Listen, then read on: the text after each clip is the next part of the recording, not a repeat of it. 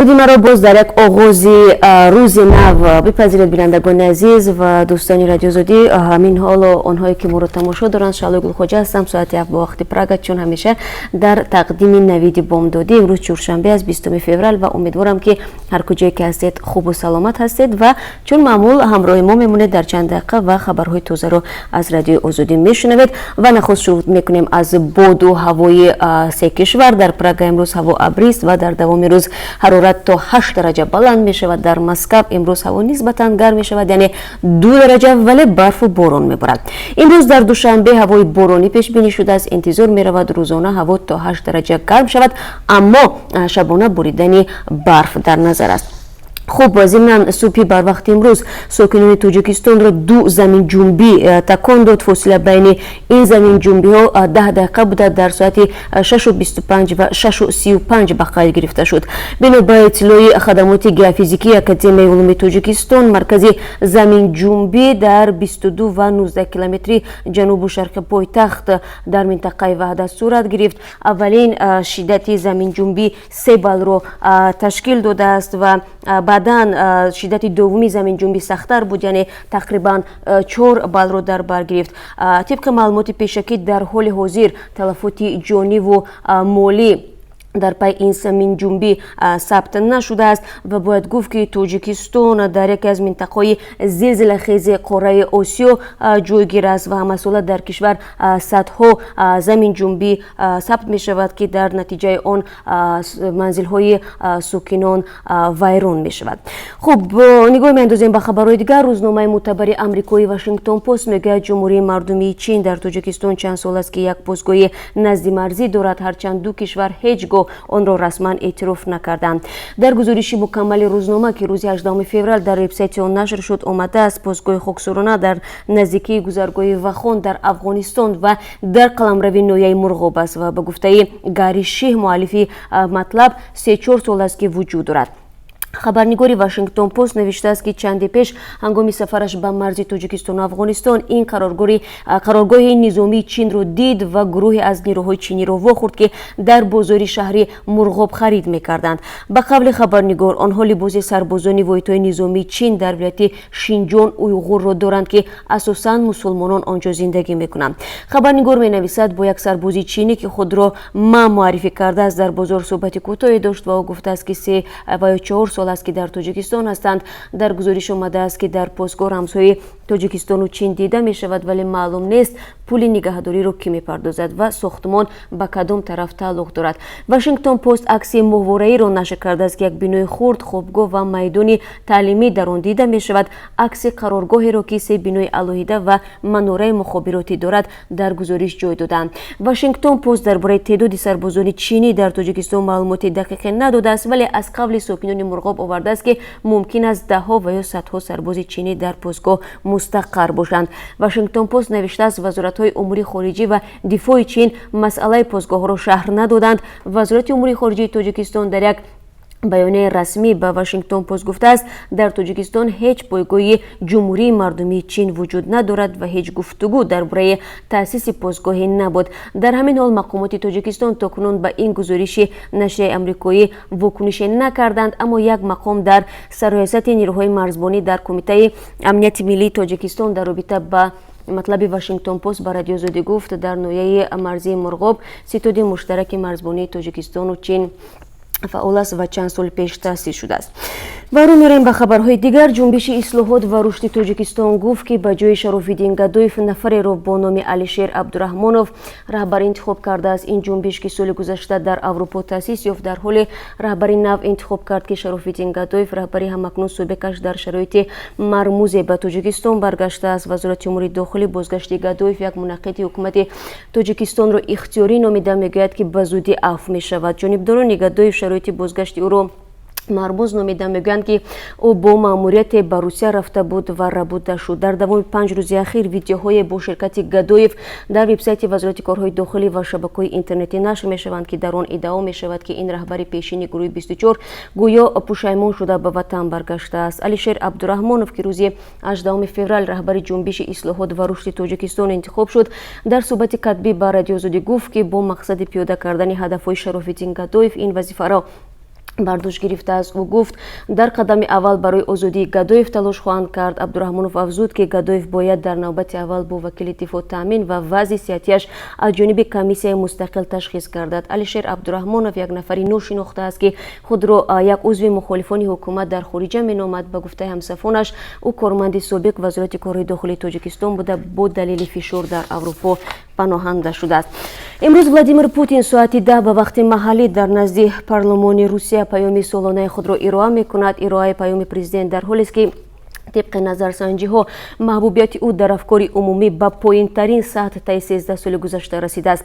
суханронии рӯзи 20 феврал 15-умин суханронии Путин аст ки дар парлумони он кишвар ироа мешавад ва дар он вакилони ҳарду палатаи парлумони Русия, додрасҳои додгоҳи олӣ, ҳаятҳои ҳукумат, мақомҳои баландпояи ҳукумати марказиву минтақаҳои Русия ва дигар сиёсатмадорон иштирок мекунанд.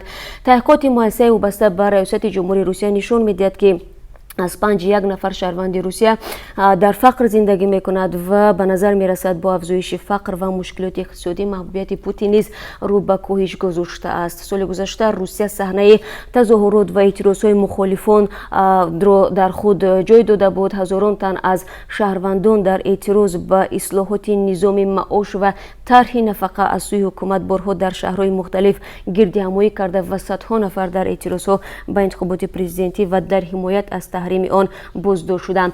мақомҳои ҳукумати Русия гуфтанд дар суханронии соли ҷорӣ масъалаҳои марбут ба сиёсати хориҷӣ нақши дараҷаи дуввум хоҳад дошт. интизор меравад Путин беш аз ҳар чиз роҷеъ ба мушкилоти маъмулии кишвараш ки дар он рӯбарӯ аст, яъне Русия бо ин мушкилот рӯбарӯ аст, сухан бигӯяд. хуб, мунтазир мешавем ва шояд дар ин суханронӣ ягон назаре ба муҳоҷирон ҳам хоҳад шуд ва мо дар ин бора ҳатман ба шумо маълумот хоҳем дод дар давоми рӯз.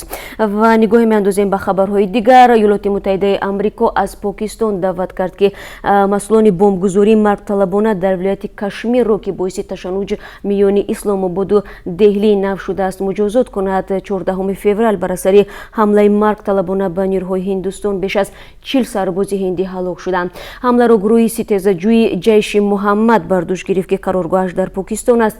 сухангӯи Департаменти давлатии Амрико Роберт Паладино ба хабарнигорон гуфт ки мо аз Покистон даъват мекунем ки бо тафтишот ҳамкорӣ намуда масъулони ҳамларо ба ҷавобгарӣ бикашанд. минтақаи Кашмир дар байни Ҳиндустону Покистон тақсим аст ва ҳанӯз ҳам ихтилоф миёни Покистону Ҳиндустон дар ин минтақа вуҷуд дорад. хуб, бинандагони азиз, ҳар он нафаре ки ҳамин лаҳзаҳо ба мо пайвастанд, бори дигар барои шумо дуруд мефиристам ва ташаккур мегӯям ки моро тамошо доред ва ман суҳбати худамонро бо хабарҳо аз Тоҷикистон идома медиҳам. нозироти андоз дар шаҳри Исфара ба фурӯшандагони хушкмева 3 рӯз муҳлат доданд ки патент гирифта фаъолияти худро идома бидиҳанд, вагарна муҷозот мешаванд. ин зарбулаҷали нозирони андоз ки аксаран ба боғпарварон рабт мегирад бисёрҳоро нороҳат кардааст. барои аксари онҳо меваи хушк танҳо манбаи даромади зиндагӣ мебошад ва ҷорӣ шудани патент ё молиёт харҷи онҳоро зиёд мекунад.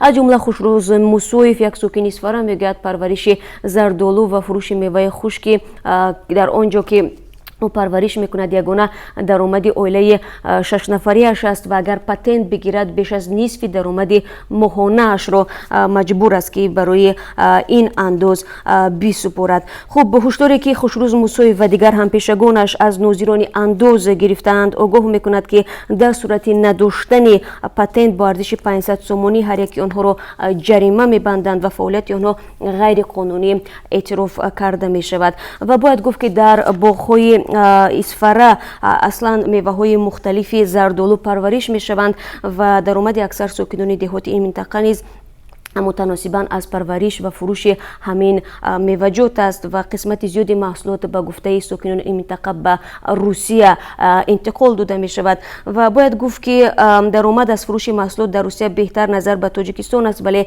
ин масъулият одатан ба дӯши тоҷирони дигар аст ки махсус барои он кишвар кор мекунанд. хуб, нозирони андози Исфара мегӯянд ки фаъолияти тоҷирони меваи хушк бояд қонунӣ карда шаванд ва пойфишории нозирон дар бораи роҳандозии андоз дар Исфара барои гирифтани патент ва андозситонӣ аз боғпарварони ин минтақа ки умдатан ба парвариши зардолу машғул ҳастанд, дар ҳолест ки аз моҳи апрели имсол қарор аст нархи патент бозам боло биравад ва طوری شما هم میدونید و ما زیاد در این باره میگیم مسئله اندازه‌بندی شدنی همه ساحه‌ها و هم سری چند وقت بالا رفتن میزان مالیات یکی از مسائل مورد بحث و انتقاد در جامعه می باشد و در انتقاد ساکنان تاجیکستان نامتناسب بودن درآمد، میزان معاش و پرداخت‌های اجتماعی در مقابل اندازه دولتی البته تاکید می شود و باید گفت که گرانی انداز بخصوص در ساحه صاحبکاری خردمیانه از نظر تاجران و صاحبکاران باعث از فعالیت بازماندن شرکت‌های زیاد است در تاجیکستان که بارها ما در این باره حتی برای شما گزارش‌ها نیز پیشنهاد کرده بودیم و باید گفت که بخصوص بنابر بالا بودن میزان انداز 200,000 کارخانه خصوصی در تاجیکستان بسته شده است و یک خبر از وزارت کارهای داخلی تاجیکستان داریم که گفته می شود کارمندان میلیسا در نویه دوستی مرد 33 ساله ساکن جماعت دهات دهقان‌آباد همین نویه را بازداشت کردند که او با کشتار متهم می شود. خب در وبسایت این نهاد آمده است که بازداشت شده 17 فوریه سال جاری در حالت مستی شبانه با زنش جنجال میکند. ضمناً همسرش همگی 23 سال داشته است و با دسته چوبین بیل همسرش را تو مردنش به قبل لطو کوب میکند و باید گفت که همسر این مرد در پی برداشتن جراحت‌های وزنین در جای حادثه به هلاکت میرسد و در رابطه با این کشتار علاقه پرونده جنایتی باز شده است و تفتیشات در این زمینه ادامه دارد.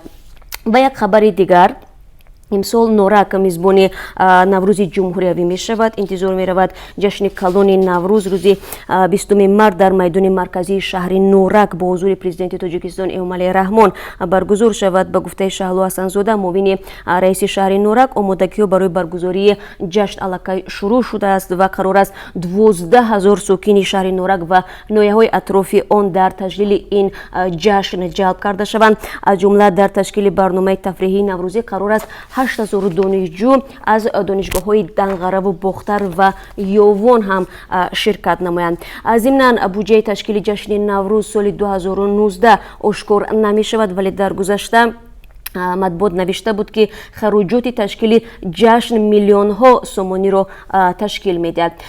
جشن کلان یک سال بعد از حادثه خونین حمله به سیاحان خارجی در شهر نورک برگزار می شود که مسئولیت این حمله را طوری شما هم میدانید گروه دهشت افکن دولت اسلامی برداشت گرفت. حمله‌وران در نوار ویدیویی پیش از حادثه تروریستی که جان 4 سیاح خارجی را گرفت و 2 نفر را مجروح کرد در بلندترین نقطه نورک سوگند یاد کرده بودند. اسم نورک بعد از این در بسیار خبر و گزارش‌های جهانی البته در رابطه به همین حادثه دهشتناک در سرخط رسانه‌ها قرار گرفته بود. خب بینندگان عزیز اکنون چون معمول در پایان صحبت نگاه می‌اندازیم به قرب اسعار خارجی در بانک‌های تجارتی کشور که برای امروز بانک ملی تعیین کرده است و در وبسایت رسمی بانک آمده است. $1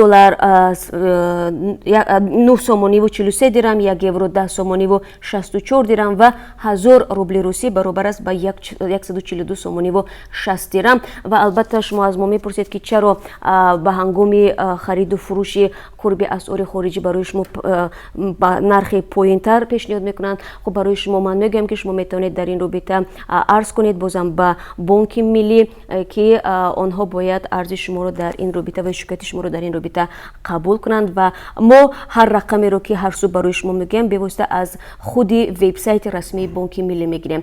و تشکر میگم برای شما بینندگان عزیز که تا این لحظه ما رو تماشا کردید و هر سوال و پیشنهاد و ویدیو و عکسی که دارید برای ما ارسال کنید و ما کوشش میکنیم که موضوعات شما رو پیگیری کنیم و من شما رو بازم بعد از 3 ساعت دیگر در تقدیم سرخطهای روز و بعد از این در برنامه خبری منتظر میشوم. روز خوب داشته باشید. من با شما خداحافظی نمیکنم.